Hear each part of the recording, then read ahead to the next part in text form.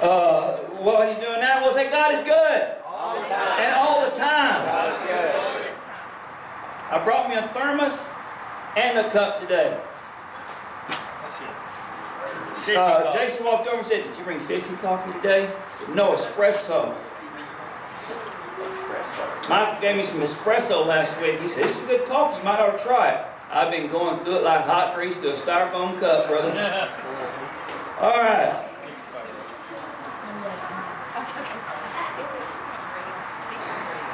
Everybody's got to talk about it. I actually got on Facebook the other day. My daughter throwed some pictures up of my grandsons. I had to look at it. And did you know that it was hard to look at that thing and not find something about this dead-blasted election? I mean, people think Trump's an idiot. People think Hillary's a criminal. I agree with both of them. And reading the Bible and talking with my son, talking with some other folks that we're going through and not understanding things about God, things about the Bible. I got to looking at it. And people are saying, you know, the world's got so bad that God surely is going to come back. Well, you know, I feel the world's gotten bad too. I think the world's gone to, well, they've gone to hell in a handbasket. That's the only way you can say it.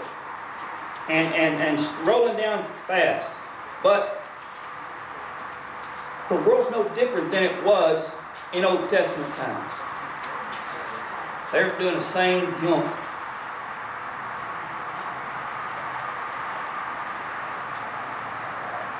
All right. America, as a people, they have invited judgment. When I was a kid, we lived about a mile from a junkyard. MC Lester had a junkyard right down the road from us, and he had some dogs that were three-way cross. They were Great Dane, Rottweiler, and Pit Bulldog, and they were crossed. And every morning, he would come to work, open the gates, put the dogs in a pen, conduct business. Every evening about 6:30, he'd unleash the dogs and close the gate. Now, I lived there most of my life, young life, right there in that house, and I was down there a lot, because my dad was always buying and selling junk cars. Not once, ever, do I ever recall somebody going up and kicking one of those dogs.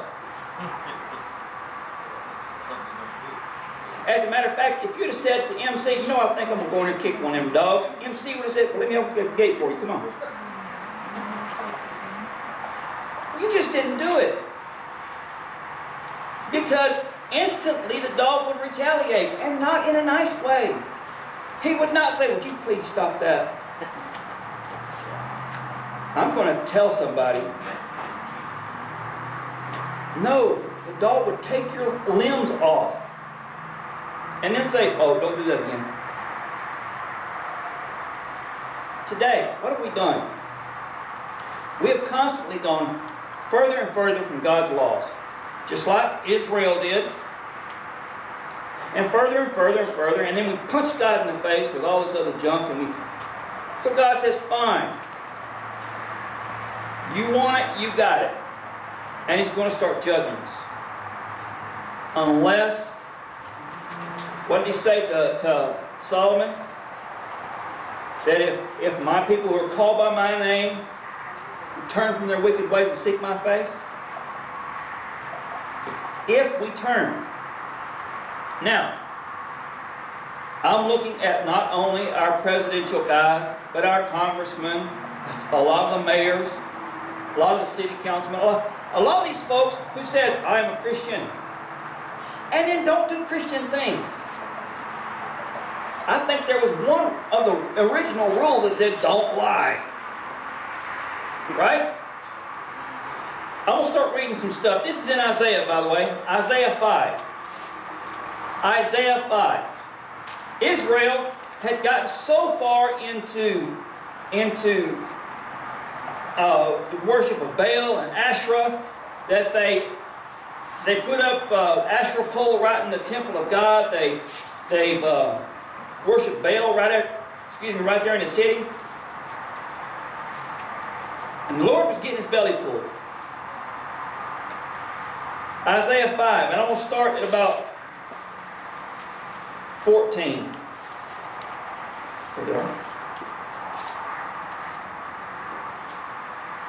He says, woe to those who rise early in the morning to run after their drinks or stay up late at night until they're inflamed with wine.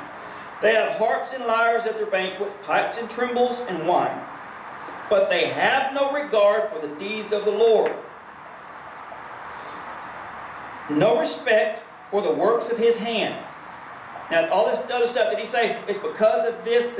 No, he didn't. He said it's because they have no respect for God. No respect for the Lord. Therefore, my people will go into exile for lack of understanding. Those of high rank will die of hunger. The common people will be parched with thirst. Therefore, death expands his jaws, opening wide its mouth until into it. And it will descend on the nobles and the masses, for all their brawlers and revelers. All right, so Isaiah is saying, our folks have done this, have gone so bad, so far out in center field, because they don't want to go left or right. Let's go center. They've gone so far out in worshiping that they've lost sight of God. They have no respect for who has actually created the world. So God's going to send them into exile. Let's skip down to 20. This is where it really hits home today. Woe to those who call evil good and good evil, who put darkness for light and light for darkness, who put bitter for sweet or sweet for bitter. Woe to those who think they are wise in their own eyes and clever in their own sight. Down here in 23, who acquit the guilty for a bribe, deny justice to the innocent. Therefore, as tongues of fire lick up straw, and dry grass sinks down into the flame, so will they'll reach decay, and their flowers will blow away like dust. He's talking about America today, 2016. Evil for good, good for evil. Well, you know, it's not that bad. Yeah, it kind of is. The things that we have made legal, the things that we have said, so what that it doesn't say that in the Bible? God's not going to punish us for it. It's okay. Let's go kick the dog a little more. Matter of fact, let's take a little stick and sharpen it and poke him in the eye. He's going to bite us. He's telling this to Isaiah. This is how Isaiah starts out. God tells him all these things about the country. He says, I'm about to descend upon you and beat you like a rented mule. Oh, paraphrasing. I don't think it said that, but paraphrasing. But in chapter 6, Isaiah said, in the year that King Uzziah died, I saw the Lord, a Lord high and exalted, seated on a throne, and the train of his robe filled the temple. Above them were seraphim, each with 6 wings. With 2 wings they covered their faces, and they covered their feet, and with 2 wings were flying. And they were calling to one another, Holy, holy, holy is the Lord Almighty. The glory of earth is full of his glory. The whole earth is full of his glory. At the sound of their voices, and the doorpost and the threshold shook, and the temple was filled with smoke. Woe to me, I cried. I am ruined, for I am a man of unclean lips. I will live among a people of unclean lips, and my eyes have seen the King, the God Almighty. Then one of the seraphim flew to me, with a live coal in his hand, which he had taken with tongs from the altar. With it he touched my mouth and said, See, this has touched your mouth, and your guilt is taken away, and your sin is atoned for. When I heard the voice of the Lord saying, Whom shall I send, and who will go for us? What did he say? I don't know, let me go find somebody. No, when he heard that, he said, here am I, Lord, send me. He just said, I ain't no better than anybody else. I live in a bunch of people as hoodlums. Paraphrasing. I live among hoodlums. I'm a hoodlum myself.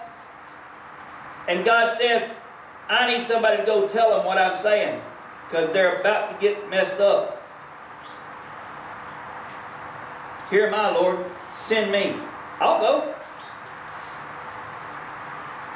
Now, in those days, what David was saying, in those days, you said stuff contrary to what they believed. They did like small things like cut your head off, you know, stone you. Yeah. And nowadays, you say, yeah, back in the Bible days when they did bad, they got stoned. People were like, cool. No, different definition. Complete different definition. That's like dumping a dump truck full of rocks on your head. Oh, that's not good. Yeah, think about that. But they did things like this. Just because you felt differently than they did. Just because you didn't agree with their way of lifestyle. They're not doing that today, are they? Oh, wait. Wasn't there a few businesses that got shut down because they didn't want to go along with somebody's lifestyle? Matter of fact, one of them had to pay $60,000 because they wouldn't make a cake. Sounds like they're getting rocks thrown at them here. Anyway, but that's all right because they stood for God. Here am I, Lord, send me.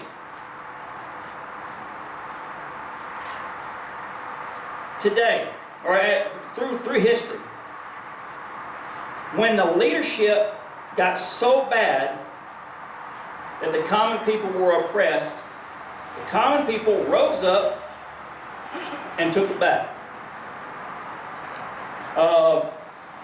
Comes to mind French Revolution, American Revolution. These are all called revolutions. You ever notice that when the opposing force or the rebels win, it's a revolution. If they lose, it's a civil war. It's kind of neat that way, huh? Well, all these revolutions because they were not happy with the status quo. They didn't like what the leadership was doing. And now, somebody's going to say, the preacher told us to start a revolution, man, let's go get the guns. No. No. Today we have something far, far more lethal than guns. We got the internet. We got votes. We can ruin the government's day by voting them out and getting someone in there that's going to bring us back to God. Isn't that what one of the guys was saying? Let's make America great again. No, let's raise God up and make Him great again in our country. Then America will once again be great. Is this a political sermon? Absolutely. I vote for the Christian party. I believe, just like that dog in the junkyard back at home, that today we're kicking a big dog. And this is one of the kind that has patience and is going to let you go just so far. When I was a little boy, probably that old, right back yonder, we had a dog that was, I don't know where my grandfather got it. He liked mean dogs, so he got this hybrid wolf German Shepherd dog. No one came in our yard. I mean, it was like he would meet you at the edge of the yard, and you weren't getting past him. And Dad said he laughed because I would get out there and I would ride on his back. I would bite his tail and his ears and pull on his ears, and he'd finally get plenty of it, and he'd crawl up under a car where I couldn't get to him. Dad said, never once did he bite me. That's like God is doing. We pulled on his ears, we bit him, we kicked him, we poked him in the eye, and God's just waiting. Now, had I kept doing that, when I was even a little child, had I kept doing that, at one point in time, the dog would have got his belly full and spun around and took a chunk out of him.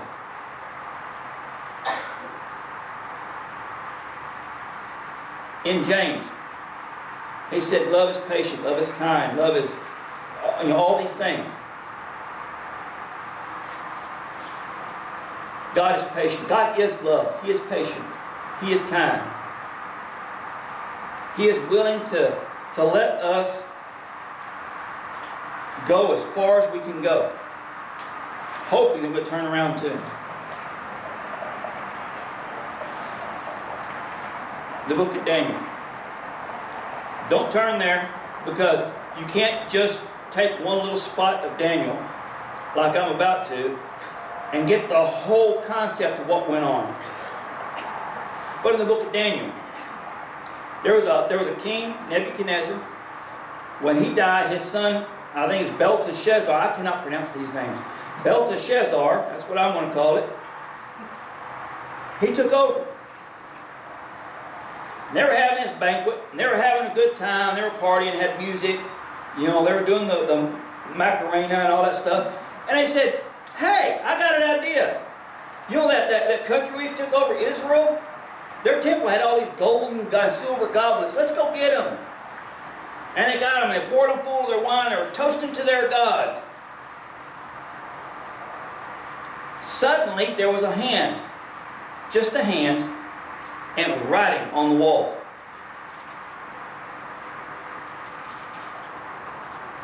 And nobody knew what it meant.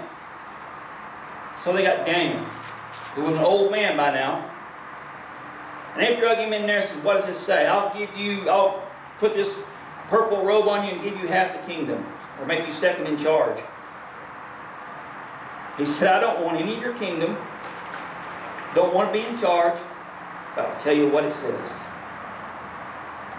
You've been weighed in the balance and found wanting. And this very night, God is going to take your kingdom and divide it between the Medes and the Persians. And that very night, that king died, and his kingdom was given to the Medes and the Persians.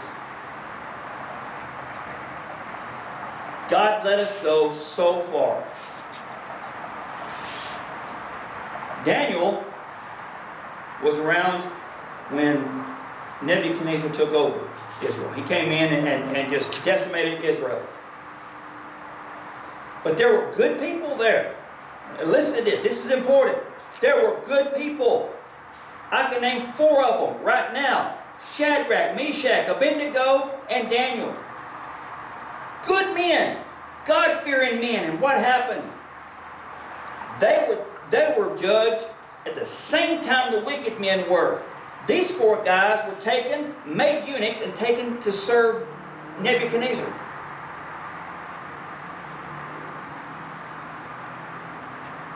We're in a country that has gone away from God.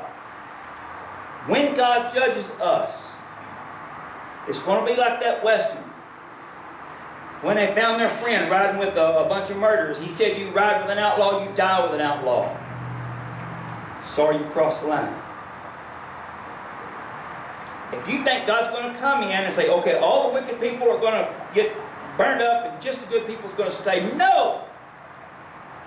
Because the good people did not stand up and say, here am I, Lord, send me, and go out and do it.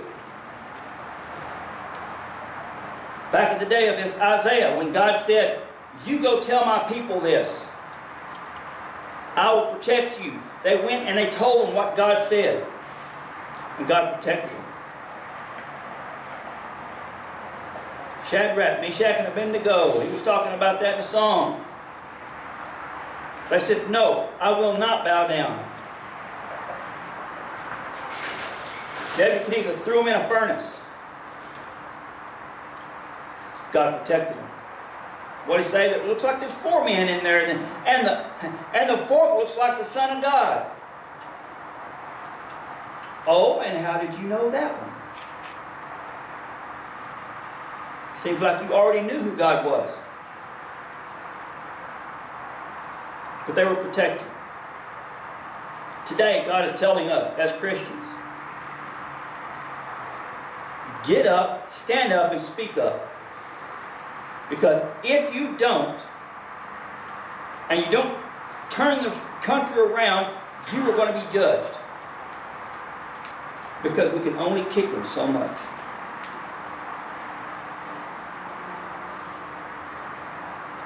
I had a really fun sermon planned for today. God said, "Sing fun times."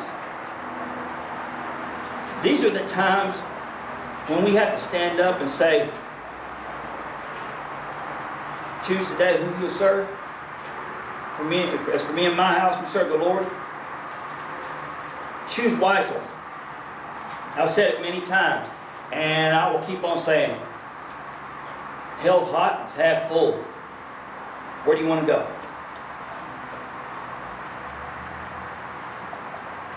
Today, if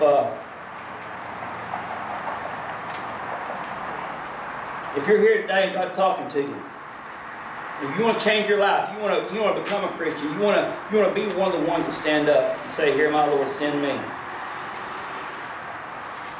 I ask you to follow me in a prayer. It's a prayer of salvation where you just start a relationship with God through His Son, Jesus Christ, who died on the cross. Lord, I come to you asking you to forgive me. Lord, I know I've done wrong. And I pray, Lord, that you just empty the sin out of me and fill me up with your Holy Spirit. Lord, that you walk with me here on earth. Guide me. Because I believe Christ died on the cross for me. I believe that He was buried. 3 days you arose Him. And He's living today with you, and He is coming back. Lord, I pray that you just welcome me into your arms when I leave this earth. Most importantly, guide me here while I'm here. We ask these things in your Son's name. Amen.